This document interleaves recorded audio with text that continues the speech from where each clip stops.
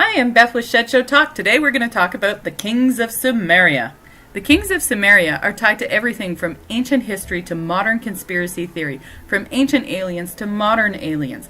And the kings of Sumeria hold some of the keys to understanding if there's a relationship between humanity and aliens. Now, some people know a lot about this subject because they've done a lot of research, but there's many people who haven't heard of the kings of Sumeria. So this video is a little bit of history, a little bit of conspiracy theory, a little bit alien theory, so that you guys can go out there and do your own research. Remember to subscribe, like, and comment so that myself, Beth, and Paul of Shed Show Talk know if these are topics that you guys want to know more about. Let's carry on. There's a lot to be said about the Sumerians, and we can talk about conspiracy theory right now, but first I just want to give you a little historical background as to who the Sumerians were. They existed in an ancient area known as Mesopotamia, just north of the Persian Gulf there. You can see on the map, you can see the word Sumer. Now the Sumerians were a group of people in the Fertile Crescent between the Tigris and Euphrates River. They were well known for their language, for their mathematics, and of course their culture. It's quite common for you to see online lots of Sumerian carvings in stone, and we'll get to that in a minute because there's some really interesting ones that tie to modern alien theory. However, just to give you a bit of a historical background, if you look at the map, you can see that the Sumerians were close to the Babylonians, the Assyrians, and also the Akkadians. These cultures were each independently known for their military power, their scientific power, their social power, but also their religion. You cannot talk about the ancient cultures without talking about their religion. And when we talk Sumerian religion, we need to talk about the Anunnaki. Some of you have heard about the Anunnaki, some of you have not. But you cannot escape the connection with alien theory and human evolution unless you have some understanding of the culture behind the Anunnaki. There was a Russian-American author. His name is Zecharia, Sitchin, and he passed away in 1990, but his works are probably the most well-known. And he proposed that he thought the Anunnaki were not a group of deities, but in fact were extraterrestrials from a planet just beyond Neptune called Nibiru.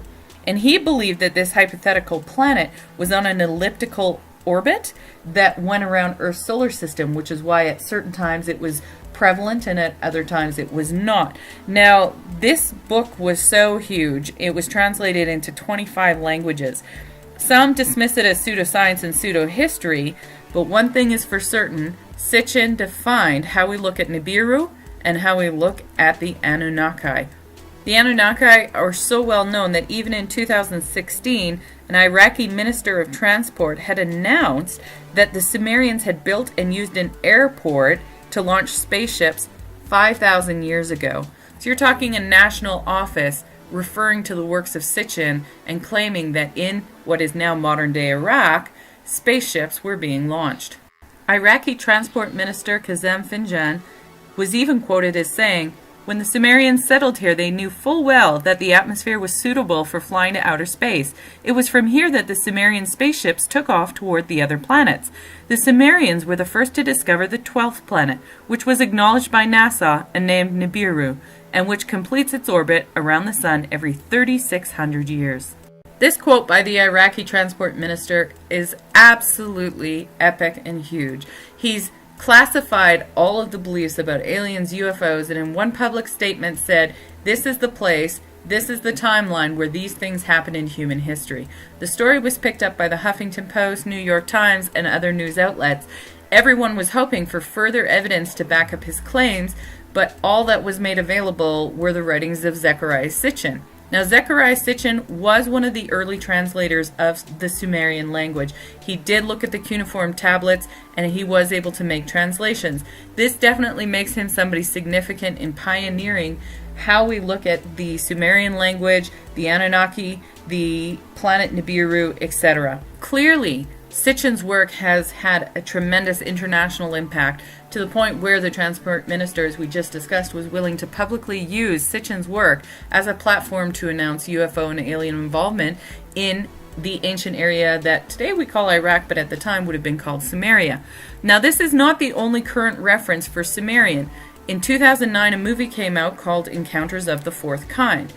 This Hollywood mockumentary is based on real events that occurred in Alaska in a town called Nome, N-O-M-E, in the year 2000. Now, there was a psychologist there named Dr. Abigail Emily Tyler, and she was referred to as Abby. She used hypnosis to uncover memories from her patients who claimed to have had alien abductions, and she found evidence suggesting that she may have been abducted as well. The film includes dramatization alongside real footage that was taken during her studies. Now, what you're seeing right now is an image of a man sitting upright in bed during a hypnotic moment. Allegedly, his spine broke during this interaction, and he emitted a voice and a message that were not his own. Now, according to the voice, it said that it was Marduk of the Sumerians, and the translations that have come out online haven't been very clear. But what's really interesting is that there is no verbal record of what Sumerian sounds like. So the translation becomes a bit tricky then, and it relies on breaking things down into their original root word forms. Now, there were some linguists who have done that. My favorite one, I'll read to you right now. We are the masters, divine beings of the heavens, examining the place of creation, fetching the offspring to compare it, taking it away to Ka, destroying it completely. Okay, what do you do with a statement and translation like that? Now, for someone who's never had a paranormal or supernatural experience that was both dark and unexplainable, this would seem like really brilliant storytelling fiction that perhaps you could tell around a campfire and share stories when you're out camping in the woods. But for anyone who's had any alleged abduction experience, any interaction with the paranormal or the supernatural that was both dark and unexplained, would find this absolutely terrifying. In fact, it should maybe come with a trigger warning for people. The reason I suggest a trigger warning is because anyone who's had an abduction type experience could be replaying their own feelings with the visual stimulus from this live recorded footage. And I say live and recorded because the events were live and they were recorded versus something that's acted out. So this could be a potential trigger warning. What do you think? Have you had a similar experience and you had a visceral reaction when watching this film? Let us know in the comments section. We'd love to know your stories and do your story some respect by portraying it in the best way we know how. Now, this movie had a lot of criticism amongst the media, and there was also criticism that came from Nome, Alaska itself, because it did have a problem with missing persons. And when the FBI were brought in to investigate, it turned out a lot of the incidents involved alcohol and freezing deaths. It's tragic what's happened to these people in this remote town in Alaska. Now, is this something we want to investigate as Shed Show Talk? Paul and myself, Beth, have talked about taking a trip up north to look at Alaska and the northern part of Canada to investigate some of these missing person and other type of paranormal activity. Even if we can't make it up to Nome, Alaska, I will say this is a town that I've had a lot of questions about and definitely would like to know more conclusions about what exactly happened in Nome, Alaska in the year 2000. Let's put aside thoughts about pop culture and alleged experiences with ancient Sumerian language in a modern context, and let's talk about the Sumerian list of kings. First up, we have alumimi. According to the Sumerian text, after the kingship descended from heaven, the kingship was in Eridu. In Eridu, alumimi became king. He ruled for 28,800 years.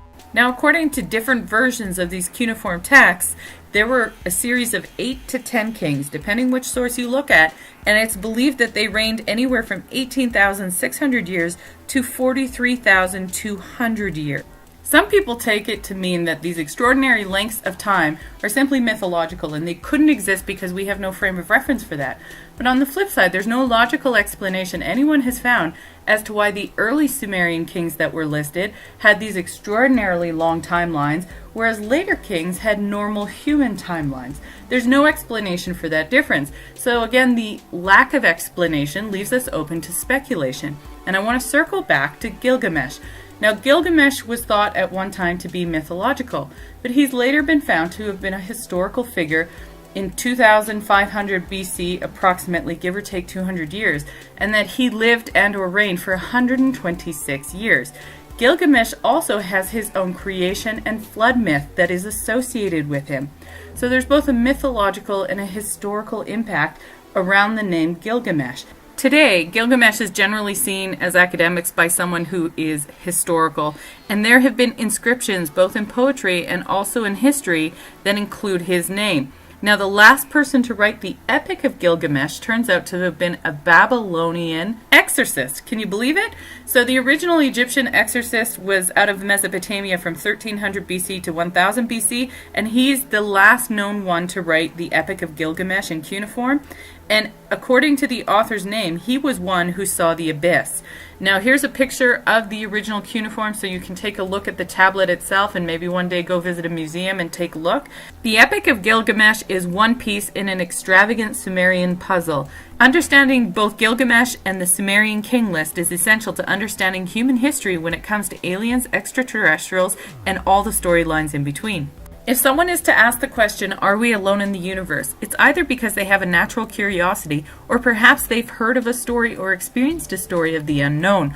What we do know is human history is full of curiosities, and at Shed Show Talk we like to shed light on those curiosities and talk about them.